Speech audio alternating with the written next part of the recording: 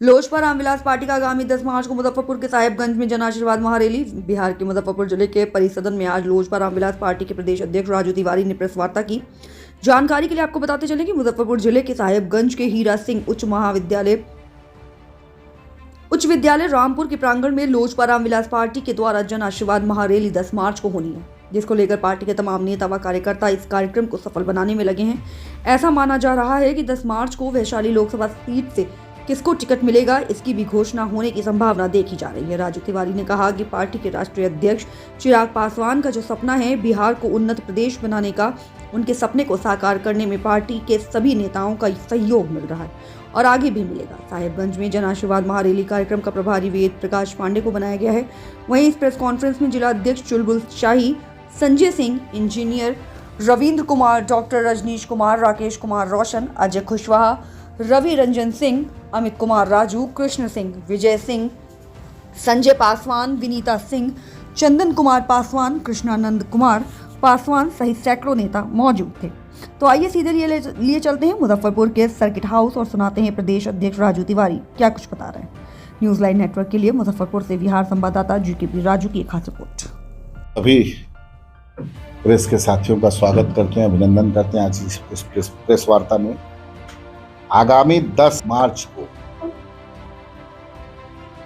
साहेबगंज के हीरा सिंह उच्च विद्यालय में हमारे राष्ट्रीय अध्यक्ष आदरणीय चिराग पासवान जी का एक बड़ा कार्यक्रम होना निश्चित हुआ है। उस कार्यक्रम में हमारे राष्ट्रीय अध्यक्ष जी 11:30 बजे दिन में आएंगे और उस कार्यक्रम को संबोधित करेंगे। आज हमारे साथ हमारे प्रदेश के सभी शीर्षस्थ नेतागण हैं, जिला अध्यक्ष जी हैं, हमारे यहाँ के कार्यक्रम प्रभारी हैं, हमारे और सभी प्रकोष्ठ के अध्यक्ष भी हैं। मैं आप लोगों के माध्यम से यही संदेश देना चाहता हूँ कि उस दिन कार्यक्रम है और एक बड़ा कार्यक्रम हम लोग करने जा रहे हैं। चूँकि अभी आप लोग जानते हैं कि लोकसभा का बिगुल लगभग बज गया है और हमको लगता है कि कुछ ही दिन में कोर्ट ऑफ कंटेंट हो जाएगा और परंपरागत सीट के अनुसार हमारी वैशाली सीट पहले से रही है। 2014 में भी हमने यहाँ चुनाव जीते हैं, 19 में भी हमने चुनाव यहाँ जीता है और 24 में भी हमारे प्रत्याशी तय होंगे। इसके लिए हमारी पार्लियामेंट्री बोर्ड बजाते यहाँ के प्रत्याशी की घोषणा करेगी और हमारे राष्ट्रीय अध्यक्ष इसके लिए अधिकृत हैं।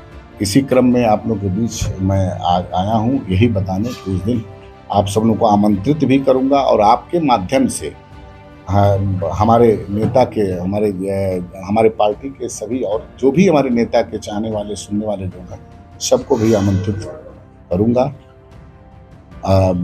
अब आप लोग और कुछ पूछिए। उम्मीदवार की घोषणा होगी क्या?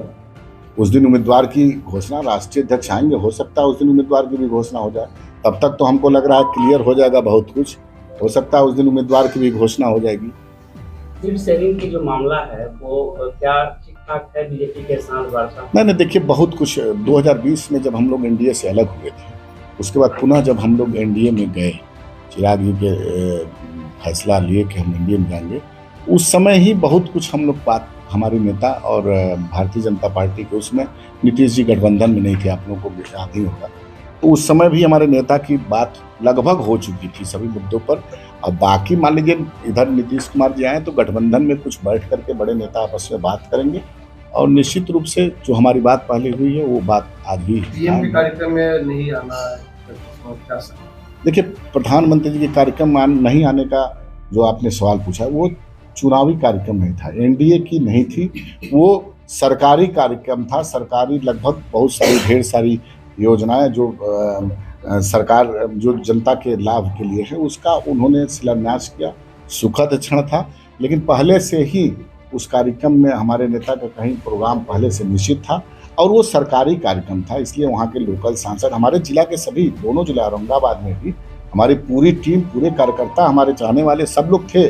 बजाते उनका पास इशू हुआ था हमारे जिला अध्यक्ष बेगूसराय में, चाहे औरंगाबाद में, तो उसको अन्यथा नहीं लेना चाहिए, उसको किसी राजनीतिक विषय से जोड़ना कतई उचित नहीं होगा। उसका का जो 6 सीट की जो डिमांड थी क्या पूरा हो सकता है, क्या लगता है? अरे भाई, मैं तो बार बार बोल चुका हूँ सर कि मान लीजिए हमारी बातचीत पहले हो चुकी है और पहले हम लोग बात करने के उपरांत पुनः एनडीए में आए हैं। हम तो एनडीए से अलग थे 2020 में, जैसा कि आपको पता होगा। हमने चुनाव अकेले लड़ने का निर्णय लिया था, लेकिन उसके बाद भारतीय जनता पार्टी के बड़े नेताओं से बात हुई। उसके बाद प्रधानमंत्री के साथ बैठक हुई, जो देखे होंगे आप किस तरह से प्रधानमंत्री ने चिराग जी को गले लगाया और चिराग जी की लोकप्रियता, चिराग जी ने उसमें संघर्ष का रास्ता अपनाया और निश्चित रूप से आज हम लोग एनडीए में हैं। उसमें हम लोग बातचीत हो गई है, लगभग पहले ही फाइनल हो चुकी है। राजद का जो गांधी, ये देखिए कि जो सब पार्टी को अपना रैली और अपना प्रदर्शन और जो भी कुछ करने का लोकतांत्रिक अधिकार है, ये उनका अधिकार है, अच्छी बात है, वो किए हैं। इसमें तो हमको लग रहा है कि कोई विशेष बात नहीं है, बात बढ़िया, उनका अधिकार है, उन्होंने अपना कार्यक्रम किया। ये तो हम लोग भी कर सकते हैं, कोई हर पार्टी स्वतंत्र है करने के लिए। इसको सब पार्टी मान लीजिए हम उनका दल है, वो लोग भी तो करेंगे ही ना। जनता का जो नजरिया है वो देखते हैं कि तेजस्वी यादव जनविश्वास यात्रा निकालते हैं और चिराग पासवान जन आशीर्वाद महासभा कर रहे हैं, रैली कर रहे हैं, तो क्या दोनों अंदर खाने कुछ बात चल रही है क्या? देखिए, मीडिया का कयास है, अंदर खाने राजनीतिक रूप से कोई ऐसी बातचीत नहीं चल रही है, क्योंकि गठबंधन धर्म की एक मर्यादा है और हम पहले अकेले थे तो सबसे बात होती थी, लेकिन आज जब हम लोग एनडीए में आ गए हैं तो अभी कोई ऐसी बातचीत नहीं होती। अब मान लीजिए सामने पढ़ने पर मुलाकात हो तो पक्ष विपक्ष से बात करना कोई बुरा बात नहीं है, लेकिन अभी कोई ऐसी बात, राजनीतिक बात कुछ नहीं हो रही है। हम लोग एनडीए में पूरी तरह से एकजुट हैं और एनडीए के साथ हैं और हमारे नेता आदरणीय चिराग पासवान जी तो इस मामले में बदनाम है प्रधानमंत्री जी के नीतियों को गुणगान करने में, और प्रधानमंत्री की नीतियों से तो पहले भी प्रभावित है। आपने देखा होगा कि हमारे नेता ने 2020 में क्यों नहीं भारतीय जनता पार्टी को के खिलाफ चुनाव लड़ा, क्योंकि हमारे जो विजन है प्रधानमंत्री का उसमें हमारी पार्टी पूरी तरह, हमारे नेता उनकी सहमति है। लालू यादव और तेजस्वी यादव पर FIR हुआ है विवादित भाषण को लेकर, क्या लग रहा है? देखिए, कहीं ये बड़ी अच्छी बात आपने पूछी है। एक मर्यादा के तहत राजनीतिक आरोप प्रत्यारोप होना चाहिए, अमर्यादित नहीं होना चाहिए, और विशेषकर चुनाव के समय ऐसा कोई भी दल हो, कोई भी दल के नेता हो, ऐसा कोई बयान नहीं देना चाहिए जिससे नीचे, चूंकि बड़ा नेता तो बोल देता है लेकिन नीचे जो टकराहट होती है, इस सब बयानबाजी से बचना चाहिए और कोर्ट ऑफ कंटेम्प्ट में आता है।